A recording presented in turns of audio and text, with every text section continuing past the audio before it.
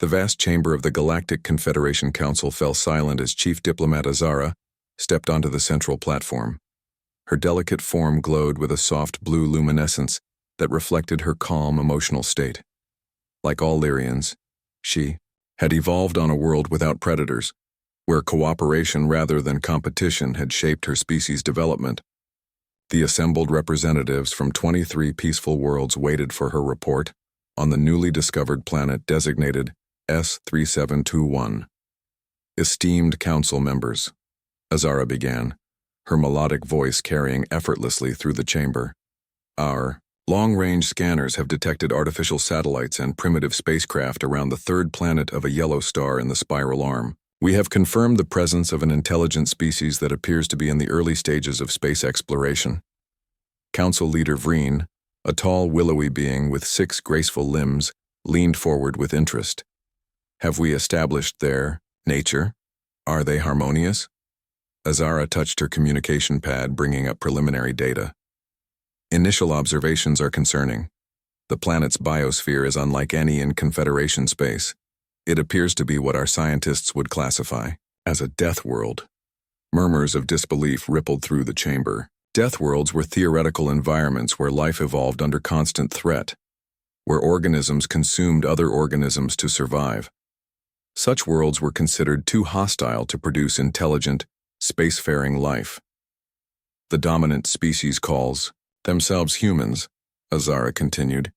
They appear to be omnivorous bipeds with highly developed tool use. Their broadcast communications suggest a complex society with multiple competing nation-states that have only recently achieved global cooperation. Competing? Asked Council Member Trill, his pink fronds waving in agitation. You mean they fight amongst themselves? Yes, Azara confirmed. Their recorded history contains numerous conflicts. However, they have maintained relative peace for several decades and have united enough to begin exploring their solar system. The council chamber erupted in nervous discussion. None of the Confederation species had evolved with significant intraspecies conflict. The concept was as alien to them as breathing water. We must establish contact before they venture further, Vreen decided. Azara, you will lead a diplomatic mission. We must understand these humans before they discover us unprepared. On Earth, the United Nations Space Command Center buzzed with activity. Ambassador Gary Franklin straightened his uniform and took a deep breath as he reviewed the first message from an alien civilization. 6 months ago, the Deep Space Monitoring Station on Mars had detected an artificial signal directed toward Earth. After careful analysis and response, formal first contact was about to occur. They call themselves the Galactic Confederation, Gary said to Captain Lisa Daniels, who would command the security detail. Their language was surprisingly easy to translate once we established basic mathematical principles. Lisa nodded, her expression serious. And they want to meet on neutral ground, the Lagrange point between Earth and the Moon. Yes, they're sending a diplomatic vessel. President Kim wants us to make a good impression, but she's cautious. Your team will be present but discreet. Lisa checked her sidearm out of habit.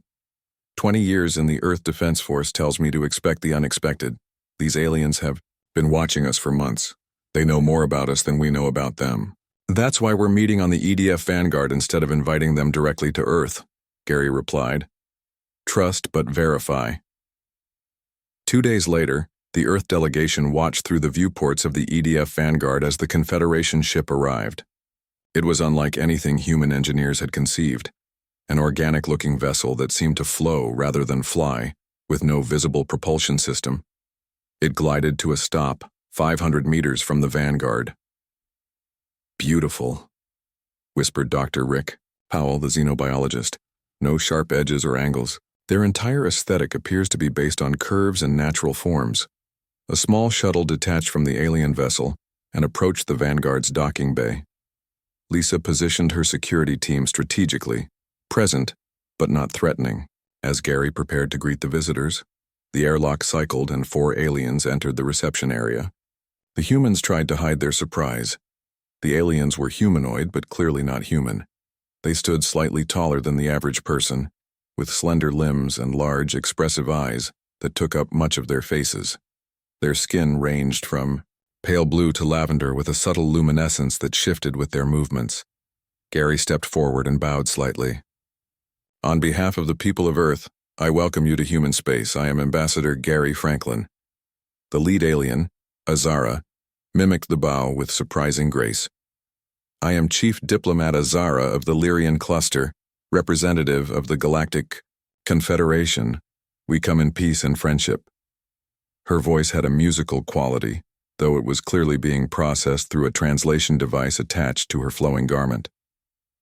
The initial meeting proceeded smoothly as both delegations exchanged basic information about their respective societies. The aliens seemed particularly interested in Earth's ecosystem and evolutionary history. Your world has an unusually high biodiversity, noted Triz, the Confederation scientist, and many of your species appear to consume other species. Rick nodded.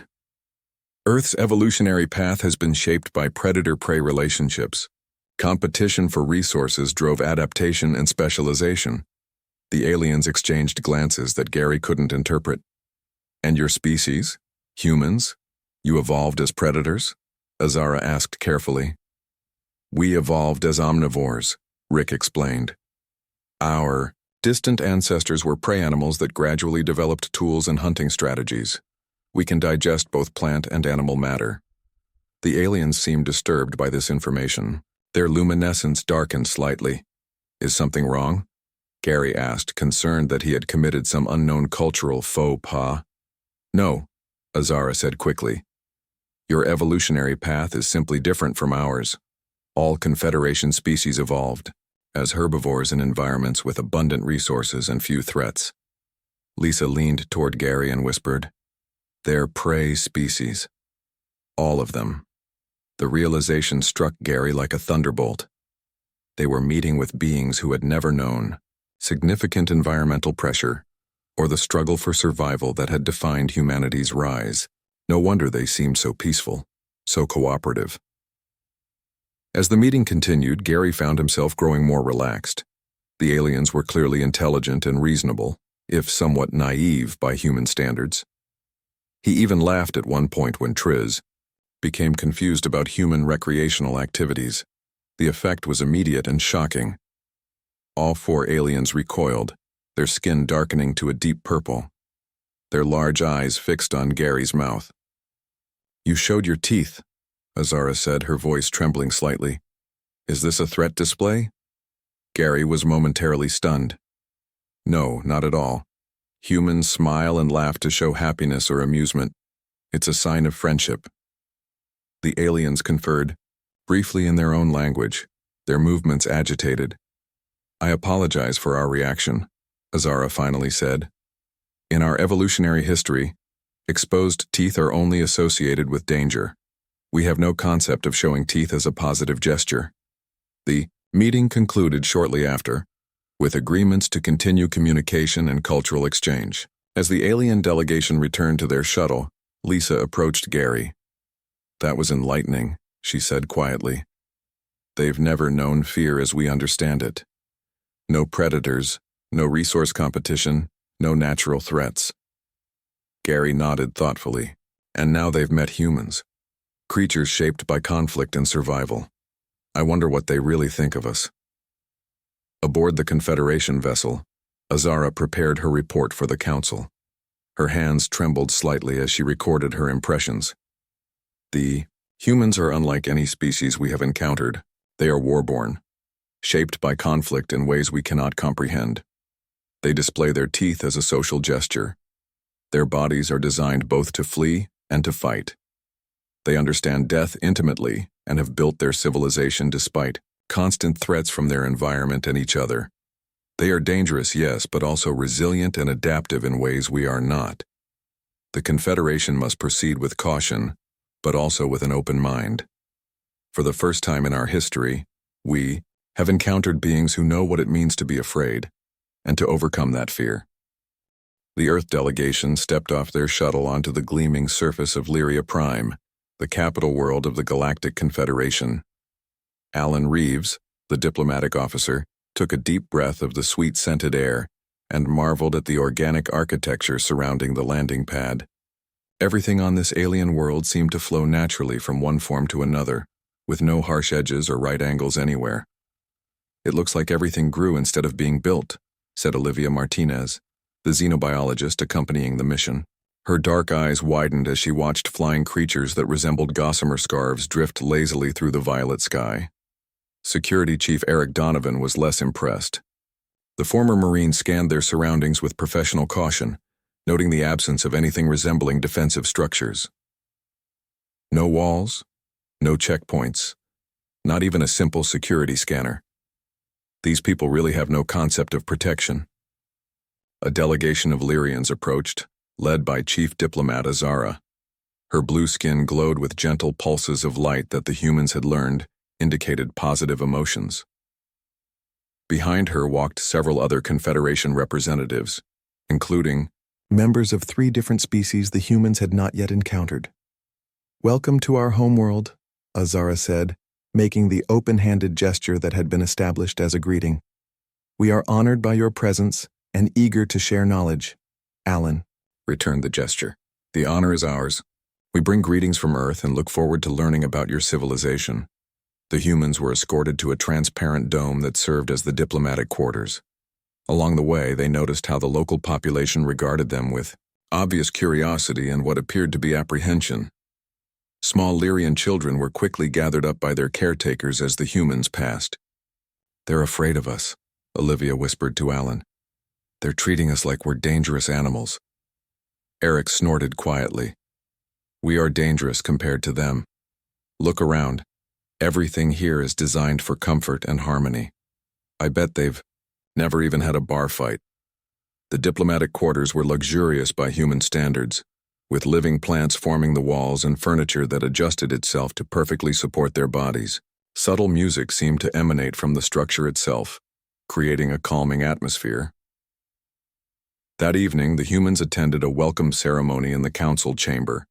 Representatives from all 23 Confederation species were present, creating a dazzling display of diversity. Some floated on cushions of air, others moved on multiple legs, and a few appeared to be semi-aquatic, their bodies glistening with moisture. Council leader Vreen addressed the gathering. "For many cycles, we believed we were alone in our understanding of peace and cooperation. The discovery of humans challenges this belief. While their evolution differs dramatically from our own, they have achieved space travel and seek friendship rather than conflict. We welcome this cultural exchange." The ceremony proceeded with formal introductions and speeches. Eric noticed several small devices being pointed discreetly at the humans. He nudged Olivia. "Those are scanners, aren't they?" "They're monitoring us." Olivia glanced around casually. "Yes. From what I can tell, they're measuring our vital signs: heart rate, respiration, body temperature. They're watching for signs of aggression." Eric frowned. So much for trust. The following day, Olivia was invited to visit the Confederation's Biological Research Center. The facility was a marvel of organic technology, with living computers and sensing equipment that functioned through symbiotic relationships rather than electronic components. The Confederation scientist Triz showed her historical records of how each member species had evolved. "As you can see, all Confederation species developed as pure herbivores on worlds with abundant resources. None of us evolved with significant environmental threats or competition." Olivia studied the data with growing amazement. "No predators, at all, not even in your prehistoric development? Some worlds had minimal predation in their ancient history, but nothing that drove evolutionary adaptation as seen on Earth," Triz explained. "Our intelligence developed through cooperation and communication, not through overcoming threats." Olivia thought about Earth's history, the constant struggle against environmental challenges, predators, disease, and limited resources that had shaped human development. "Our intelligence evolved partly as a survival mechanism, problem-solving, tool use, cooperation. These were advantages in a hostile environment." Triz's skin darkened slightly. "Yes, your species is unique in our experience. You are both predator and prey, competitor and cooperator. This duality is difficult for us to comprehend. Meanwhile, Alan was meeting with the Confederation's diplomatic corps to discuss potential trade and knowledge exchange. The aliens were particularly interested in human art and music, expressing surprise at the emotional range these works displayed. "Your creations contain both harmony and discord," noted a Lyrian cultural specialist. "They reflect a complexity of experience unknown to us." Alan smiled, careful not to show his teeth too prominently. "Art helps us process our emotions and experiences. It's how we make sense of our world." "Including your experiences of conflict?" the specialist asked cautiously. "Especially those," Alan confirmed. "Some of our greatest works were created in response to tragedy or struggle." In another part of the complex, Eric was participating in what had been described as a recreational exchange. The activity involved a game similar to chess but played on a three-dimensional board with pieces that represented different ecological roles.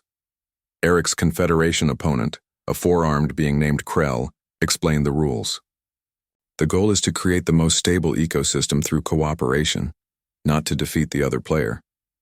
Eric frowned. "So we're working together, not competing against each other?" "Correct," Krell said. "Competition is not a concept we incorporate into recreation." Despite this explanation, Eric found himself instinctively trying to outperform Krell. When he successfully created a particularly efficient ecosystem, he raised his fist in a small gesture of triumph. "Got it." The room fell silent. Krell and the observing alien stared at Eric with darkened skin. "I apologize," Krell said stiffly. "I did not realize you viewed this as a competition.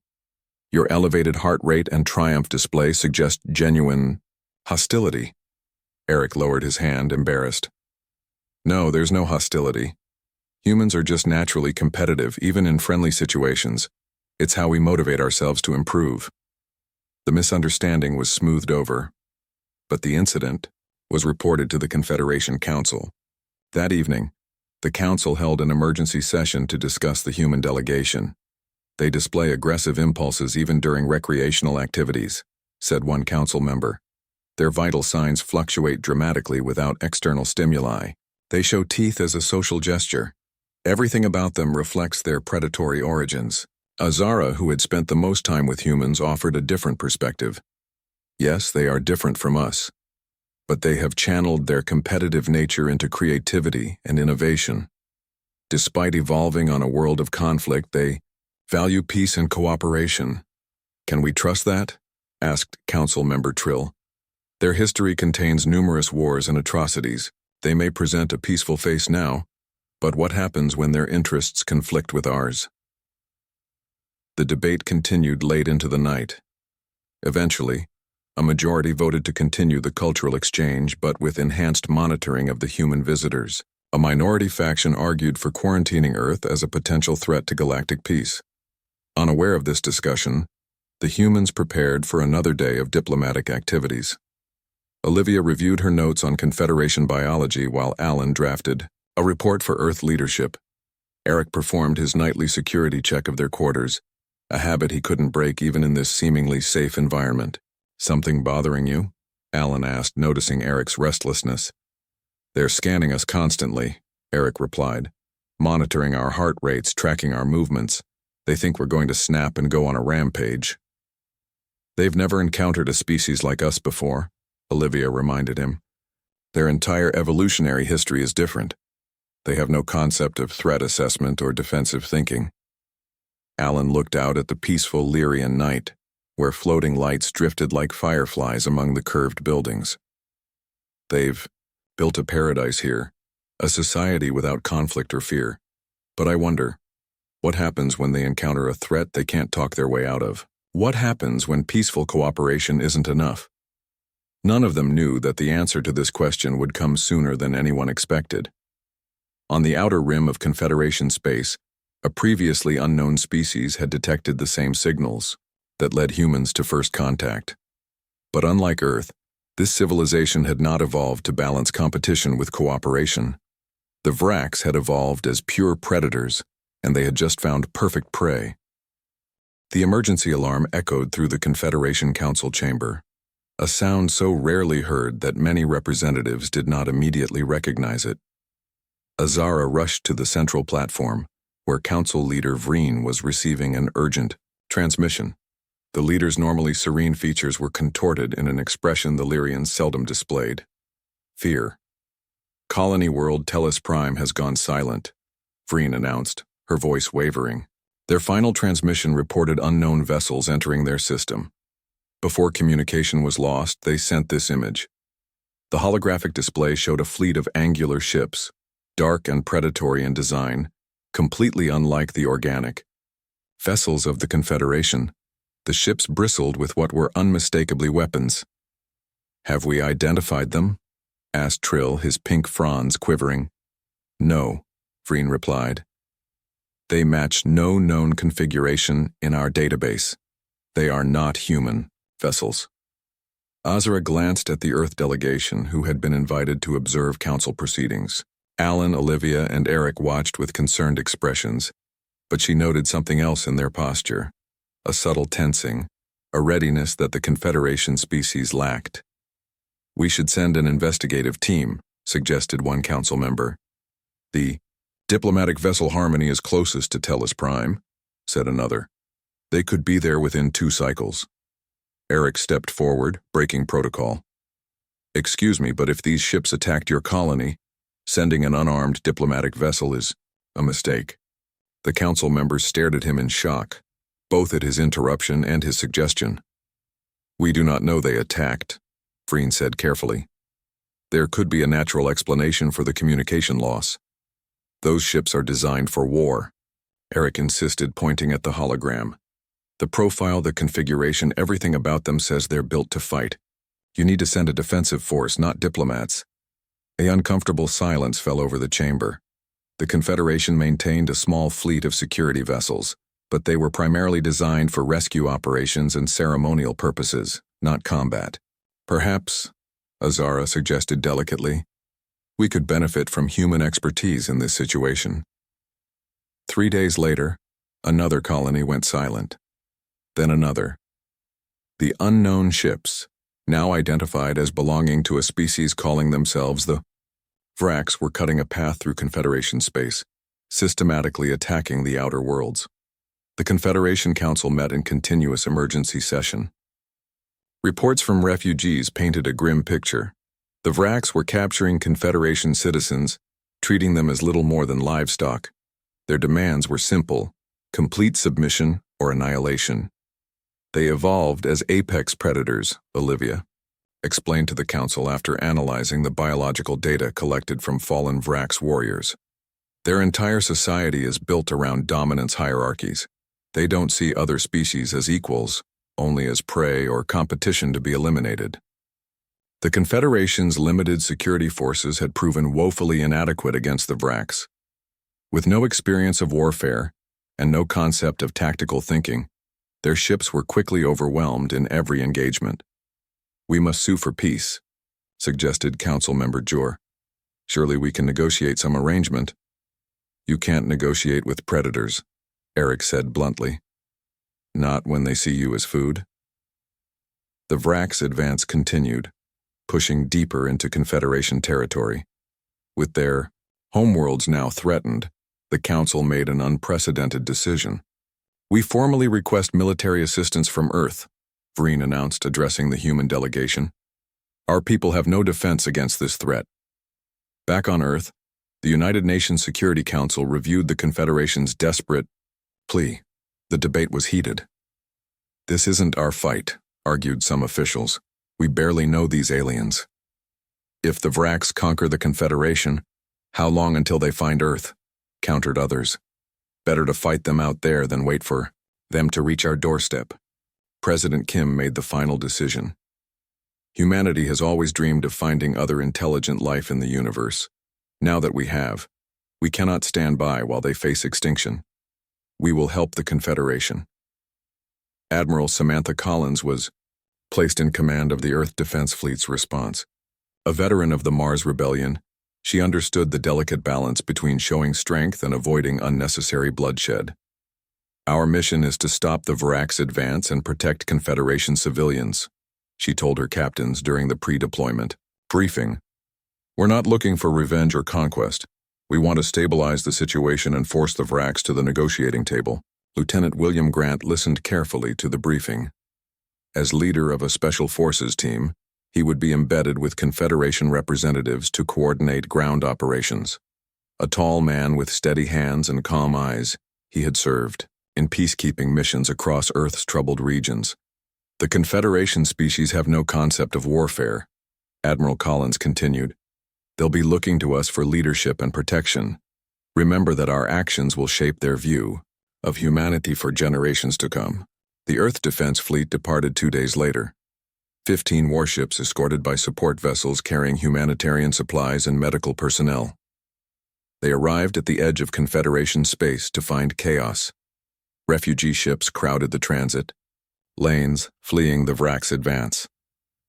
William's team was assigned to the Lyrian colony world of Elos, which intelligence suggested would be the next Vracs target.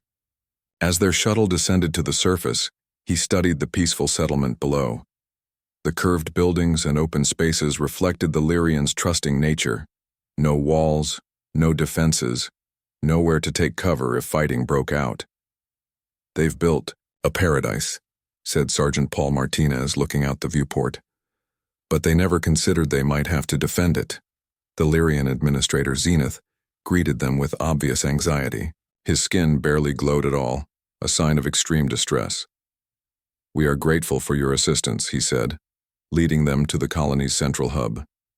"But many of our people do not understand why you carry weapons or why you wish to establish defensive positions." William tried to explain basic tactical concepts, but the Lyrians struggled to grasp even fundamental ideas like covering fire or strategic withdrawal.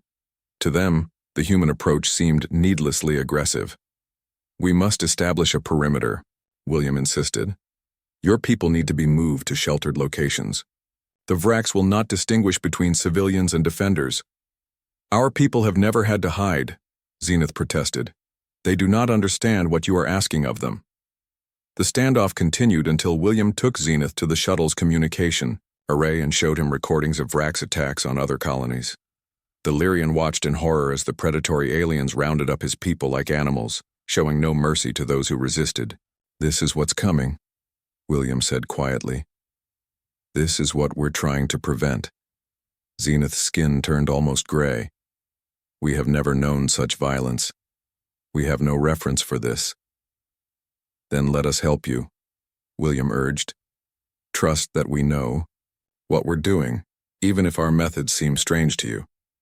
With Zenith's reluctant agreement, William's team began organizing the colony's defense. They repurposed agricultural equipment to create barriers. They established safe zones and evacuation routes. They trained volunteers to serve as messengers and medical assistants. The Lyrians watched in fascination and fear as the humans drilled and prepared. They were particularly disturbed by combat exercises, where William's team practiced tactical movements with an intensity the Confederation species had never witnessed. "Why do they shout during training?" one Lyrian asked Zenith. "Why do they simulate harming each other?"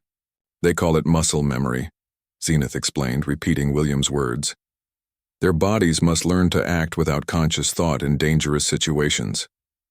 The Vracs arrived 3 days later. Their ships appeared in the sky above Elos like dark, predatory birds. William's team had barely enough time to move the colonists to the designated shelters before the first landing craft touched down. The Vracs were everything the intelligence reports had described: tall, muscular beings with scaled skin and eyes adapted for hunting. They moved with predatory grace, their weapons extensions of their bodies. They expected no resistance from the peaceful Lyrians. They were not prepared for humans. William's team engaged the Vracs from concealed positions, using coordinated fire and movement techniques developed over centuries of human conflict. The Special Forces soldiers fought with controlled aggression, protecting the shelters where the Lyrians huddled in terror. For the first time, the Confederation species witnessed humans in their element, as warriors. They watched as William's team communicated with hand signals and short commands, moving as a single unit, protecting each other and the colonists with equal determination. When the fighting ended, the surviving Vraks retreated to their ships. William's team had suffered injuries but no fatalities. The colony was saved, at least temporarily. Zenith approached William as the humans treated their wounded. "We did not understand before," the Lyrian said quietly. "We thought your aggressive nature was a flaw, something to be pitied. Now we see it differently." William cleaned a cut on his arm, wincing slightly. "How do you see it now?" "As a gift," Zenith replied. "One that our species never received. You know how to fight because you had to learn. And now you fight for us." The Confederation science vessel Curiosity drifted in high orbit above Earth, its sensors recording and analyzing data about the human homeworld.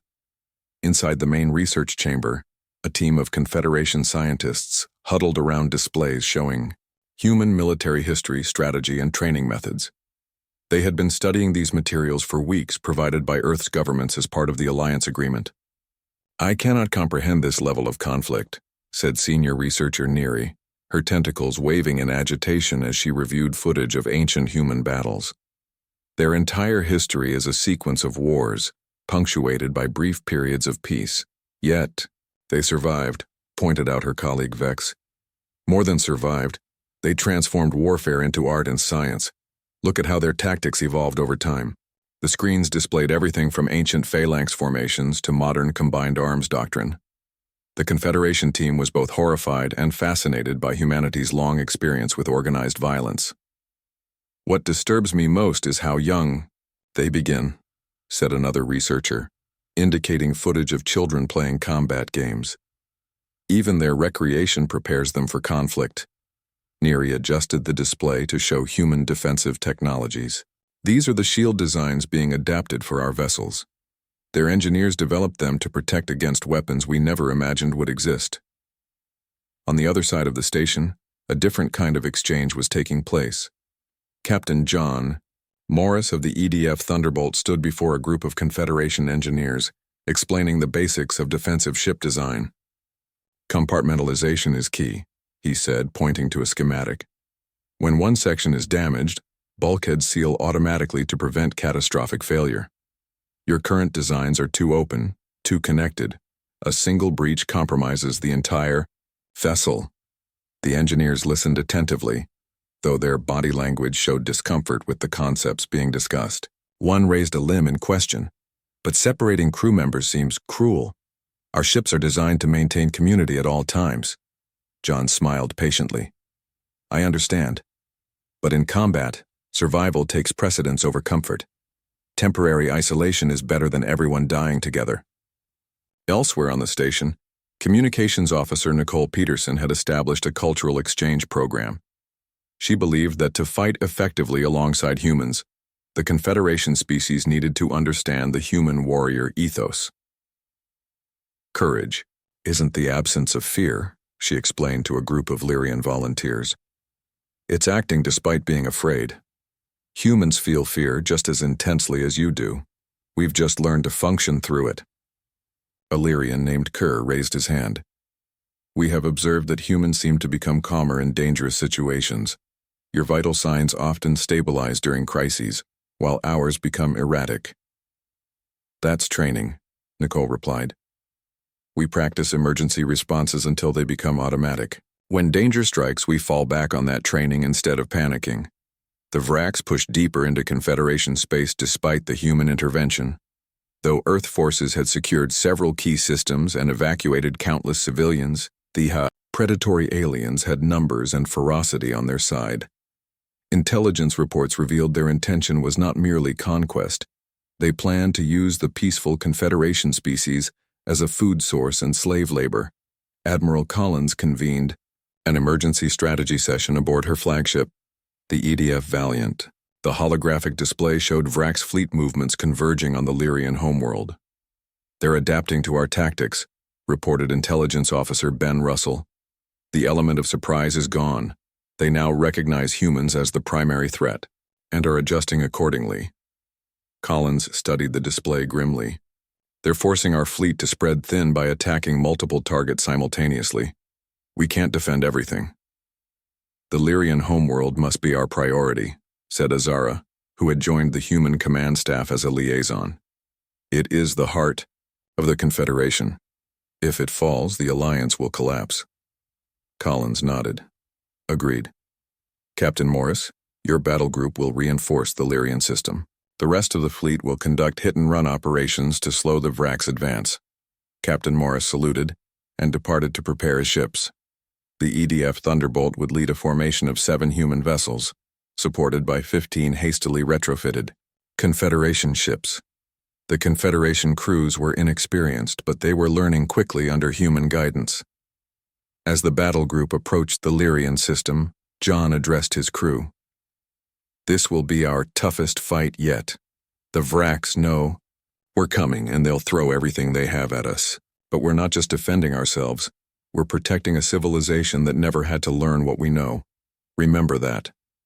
The Vrax fleet was waiting for them, 30 warships in attack formation. The battle began immediately with Vrax, vessels targeting the human ships while largely ignoring the Confederation craft they considered insignificant threats. John's tactical officer, Lieutenant Kevin Payne, coordinated the defense. Confederation vessels, maintain your distance and provide supporting fire. Do not engage at close range. The human ships moved with practiced precision, covering each other's vulnerabilities while exploiting gaps in the Vrax formation. The retrofitted Confederation vessels followed their instructions, though somewhat clumsily. Hours into the battle, the Thunderbolt took a direct hit to its propulsion system. Alarms blared as damage control teams rushed to contain the spreading fires. Engineering reports critical damage, Kevin reported. We're losing maneuverability. Reroute power to forward shields, John ordered. Tell engineering to give me whatever they can. The situation deteriorated rapidly. 3 human vessels had been disabled, and the Vrax were pressing their advantage. The Thunderbolt, despite its crippled state, continued to fire, protecting the path to the Lyrian homeworld.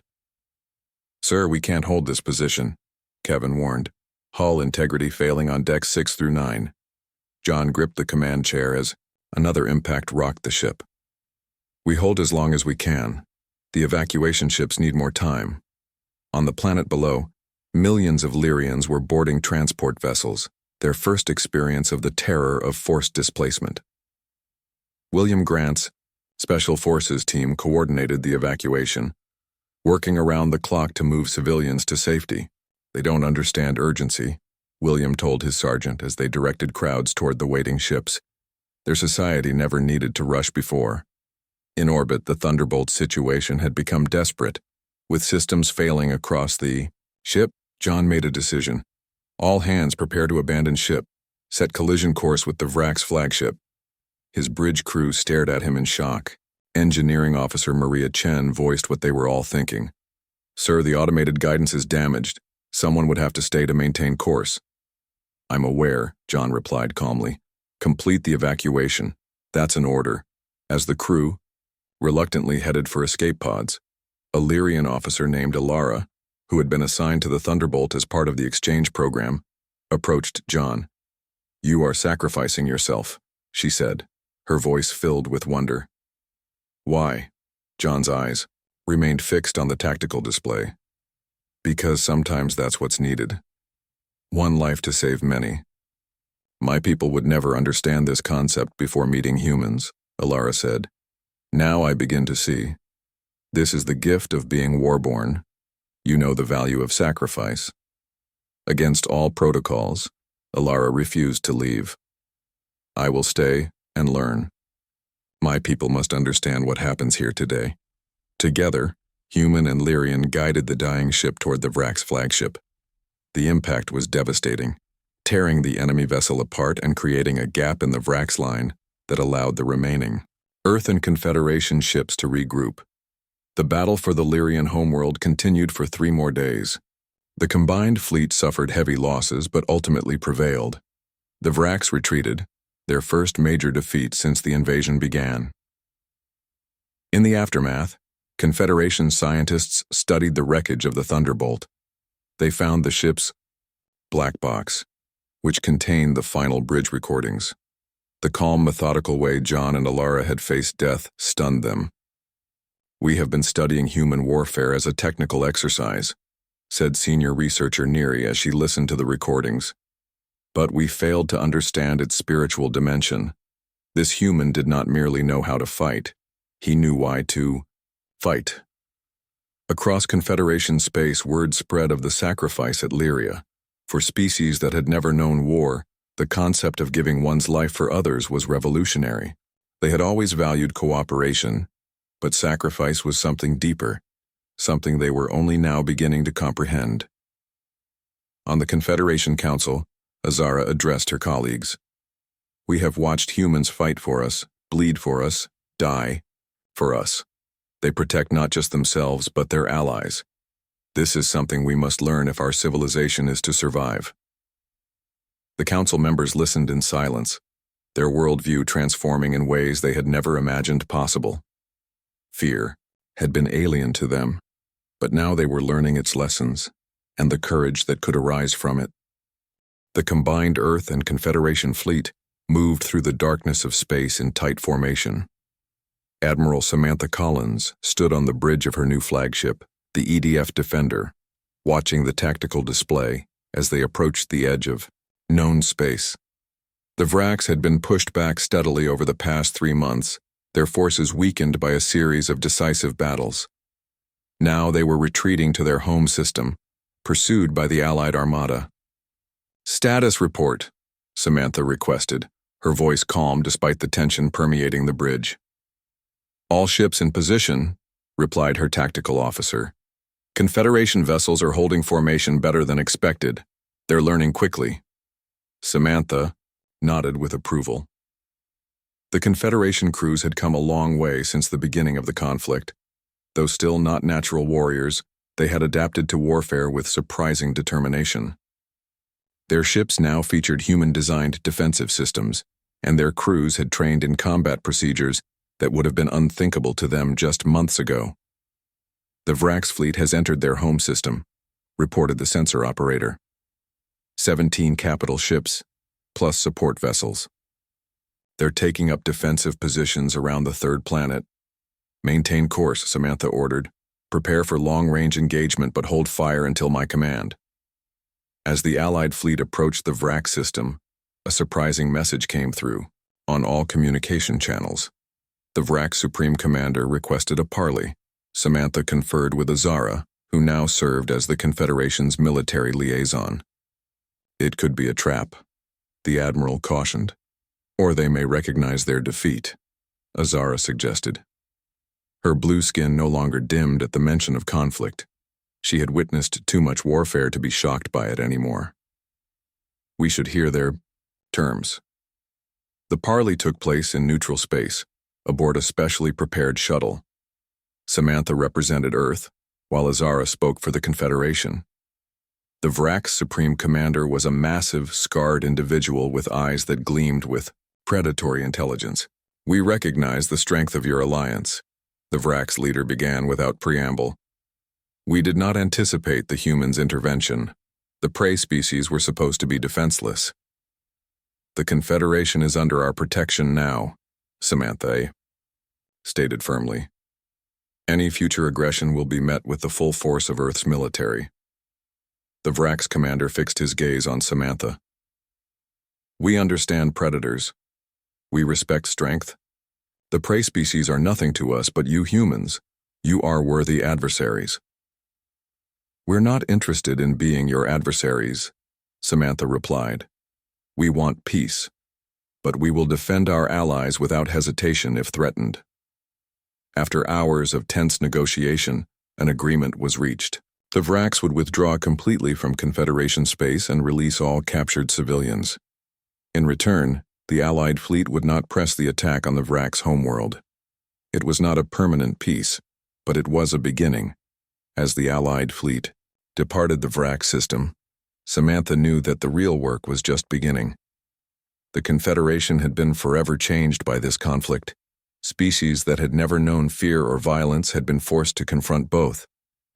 The psychological and cultural impact would be felt for generations. On Lyria Prime, the Confederation Council convened an emergency session to discuss the future.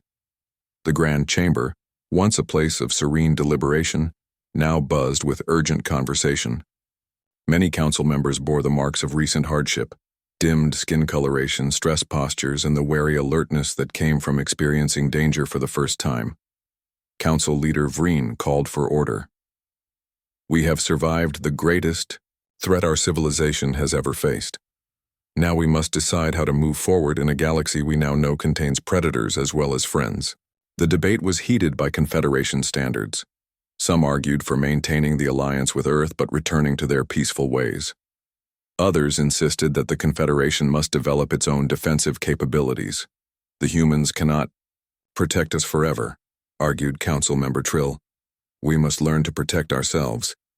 But if we become warriors, do we not risk losing what makes us who we are?" countered another representative. As the debate continued, Ambassador Diane Foster from Earth addressed the Council. She had replaced Gary Franklin as Earth's diplomatic representative after he was injured during a Vrax attack. "Members of the Council, if I may offer Earth's perspective," Diane began. "Humanity's history has been shaped by conflict, yes, but also by our response to that conflict. We learned to fight because we had to, but we also learned when not to fight. We developed weapons but also treaties. We trained for war while working for peace."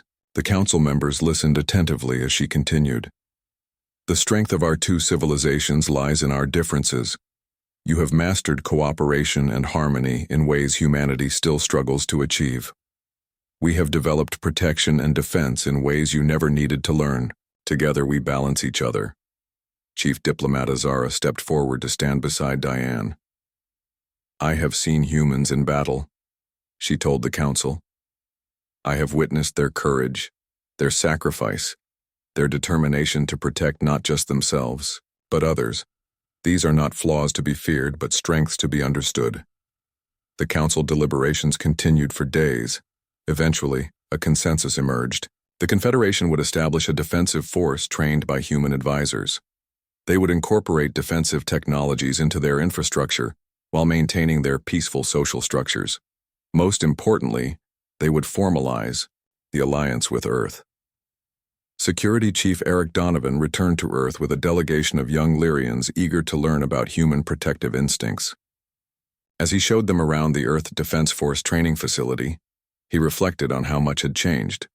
"When we first met, you were afraid of us," he told Kier, one of the Lyrian students. "You thought our competitive nature made us dangerous." Kier's skin glowed with thoughtful pulses. "We did not understand then. We saw only the capacity for violence, not the control that tempers it. We saw the predator, not the protector." Across the galaxy, the reconstruction of damaged Confederation worlds proceeded rapidly. Human engineering teams worked alongside Confederation builders, combining Earth's defensive designs with the Confederation's organic architecture. The resulting structures were both beautiful and resilient, like the Alliance itself. On the Giuidui, newly established Joint Military Academy on Mars, William Grant had been appointed as an instructor. His first class of Confederation cadets regarded him with a mixture of awe and curiosity. "The first lesson of defense is not about weapons or tactics," he told them. "It's about knowing what you're defending and why it matters. Technique without purpose is meaningless." The Confederation formally recognized Earth as a full member, creating a new classification in their societal structure: Guardian Species. Humans would help train Confederation defense forces while learning from their allies' skills in cooperation and harmony.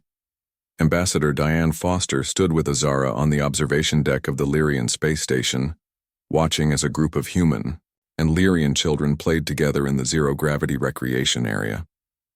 The children had none of the hesitation or fear that had marked early human Confederation interactions. To them, their differences were fascinating rather than frightening. "They adapt so quickly," Azara observed. "Already the young ones do not. Remember a time before our peoples knew each other?" Diane nodded. "Children always lead the way. They haven't learned to fear difference yet."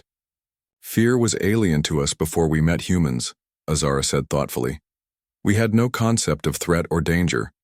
When we first encountered your species, we saw only your capacity for aggression, and it terrified us. And now, Diane asked.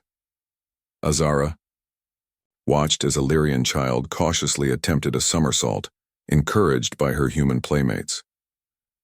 Now we understand that fear itself is not the enemy.